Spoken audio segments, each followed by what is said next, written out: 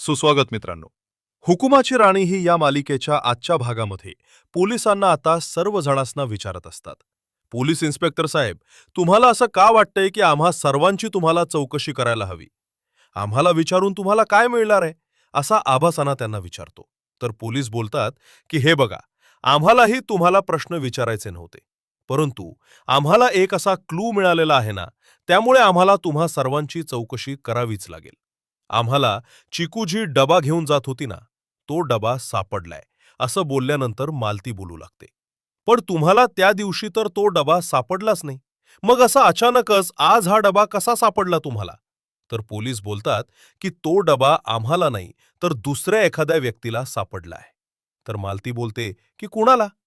तेवढ्यात राणी खाली येते आणि बोलते की तो डबा मला सापडलाय. असं बोलल्यानंतर आता सर्वजण मागे वळून राणीकडे पाहू लागतात आणि मग पुढे राणी बोलू लागते की मीच ना या केसची चौकशी करायला गेले होते. मालती लगेच राणीवरती चिडून जाते. बोलू लागते, काय ग राणी, तुला काय गरज होती या केसची चौकशी करायची? कोण कोणी सांगितलं तुला हे सगळं करायला? आबा बोलतो की हे सगळं मीच नातीला सांगितलं होतं. माझ्या परमिशननेच नाती गेली होती. बोल राणी, तुला काय बोलायचंय घडलेला सगळा प्रकार? राणी आता बोलू लागते. याच घरामध्ये नक्कीच असं काहीतरी घडलंय, त्यामुळे चिकूचा जीव गेलाय. लगेच विक्रांत पोलिसांना बोलू लागतो. इन्स्पेक्टर साहेब, एक काम करा, तुम्ही मलाच अटक करा आणि माझ्या बायकोला सुद्धा. असं बोलल्यानंतर विक्रांत एकदमच ना पोलिसांच्या समोर जाऊन उभा राहतो आणि दोन्ही हात पुढे करतो आणि बोलू लागतो, हो, मीच आहे गुन्हेगार, माझ्या चिकूचा. चिकू अगं माझ्या लहान बहिणीसारखेच होते. तू मला आणि उर्मिला सुद्धा तुला काय म्हणायची? तुला एकदमच ना बहिणीसारखंच म्हणायची. परंतु नाही, आज बघितलं, तुझ्या गेल्यानं या घरामध्ये आमच्यावरती ती कसे आरोप प्रत्यारोप होत आहे. अगं तू नाहीये म्हणूनच हे सगळं घडतंय. तू नको जायला हवी होती आणि आज तू गेली ना, तर आम्हाला सुद्धा या घरातून बाहेरनच काढून टाक. बाहेरच काढून टाकणार आहे. तसं या घरात आम्हाला काडीची किंमत नाहीये आणि आता हे लोक तसं सांगता आम्हाला. तर आता ती बोलू लागते. तू जरा शांत होतोस का रे विक्रांत? उर्मिलाही बोलू लागते की हो, नेहमी आम्हीच हे सगळं केलेलं आहे. असं तुमचं ना आरोप प्रत्यारोप असतं. आम्ही काहीच केलेलं नसतं. तरीही एक कामगार इन्स्पेक्टरच आहे. एकदाच फायनल तुम्ही डिसिजन घेऊनच टाका. सगळे आरोप प्रत्यारोप जे काही असतील ना, आमच्यावरच लावून टाका आणि आम्हाला चिकूच्या प्रकरणात अटक करा, असं तो बोलत असतो. तर मालती बोलू लागते, कोणी काहीही बोललं ना, तरी माझा तुझ्यावर पूर्ण विश्वास आहे. तुला काही गरज नाही कुठे जायची विक्रांत आणि मालती, असं ती बोलत असते. तर आता उर्मिला बोलू लागते, हे सगळं दाखवून राणीला मी किती शहाणी आहे, मी किती हुशार आहे, हेच दाखवायचंय खरं तर. मला वाटतंय नागितीनं हे सगळं तिनेच केलंय, असं डायरेक्ट राणीवरच ना आरोप करू लागते. हे ऐकून आता सर्वांनाच धक्का बसतो. त्यानंतर पुढे मालतीच आता राणीकडे येते. ती राणीवरती फार चिडून गेलेली असते. राणीला बोलू लागते की काय ग राणी, तुला कोणी नको त्या पंचायता करायला लावलेल्या होत्या. आज बघितलं ना, तुझ्यामुळे आमच्या घराची काय अवस्था झालेली आहे. तर राणी बोलते, पण मालते मॅडम, तोच इंद्रा राणीला बोलू लागतो. इनफ, राणी, बाद झालं. मला सुद्धा तुझं हे वागण अजिबातच आवडलेलं नाहीये. आज आपल्या घरामध्ये परिस्थिती काय आहे आणि तू काय वागलीयस राणी? आपल्याच घरातील लोकांवरती असे आरोप करायला तुला कोणी सांगितलं बरं? आणि हे सगळं तुला जर करायचंच होतं ना, तर मला सांगायचं ना, तू नाही. तुम्हाला विश्वासात घेतलंच नाही राणी. माझ्या न कळताच ना तू हे सगळं केलंय. मलाही अजिबातच आवडलेलं नाहीये. तर मालती बोलू लागते, इंद्रा बास झाला आता. तर लगेच इकडे उर्मिला बोलू लागते, काय बास झाला आता? बास, आमचंच झालं या घरामध्ये. आता एक क्षण सुद्धा आम्हाला या घरामध्ये राहायचं नाहीये. चल विक्रांत. असं बोलून विक्रांत आणि उर्मिला एकमेकांचा हात पकडतात आणि घरातून बाहेर निघून जातात. पायऱ्यांवरून बाहेर उतरत असताना विचार करून ते आता जोरजोरात हसू लागतात. काय ऍक्टिंग केली आज तू उर्मिला?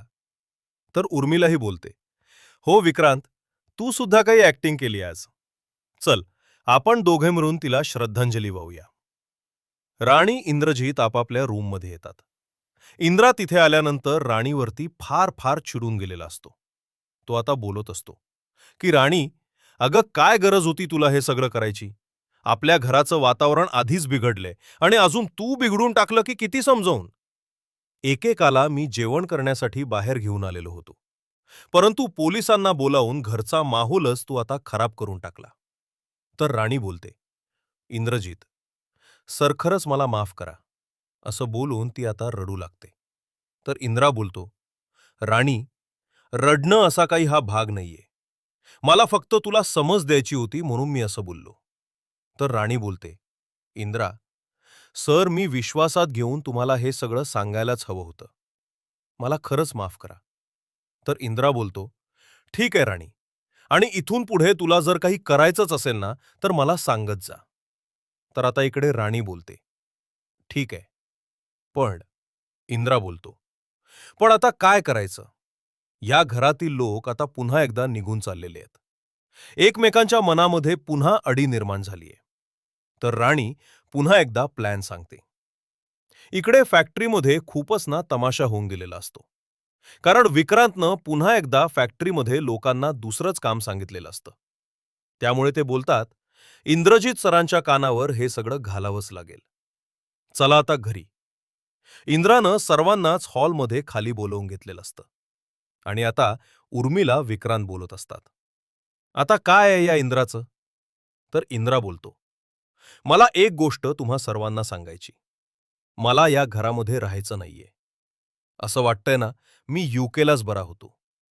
तर आता मालती बोलते, इंद्रा रे, असं अचानकच काय झालंय तुला? तर इंद्रा बोलतो, या घरामध्ये आपण कशासाठी राहतोय?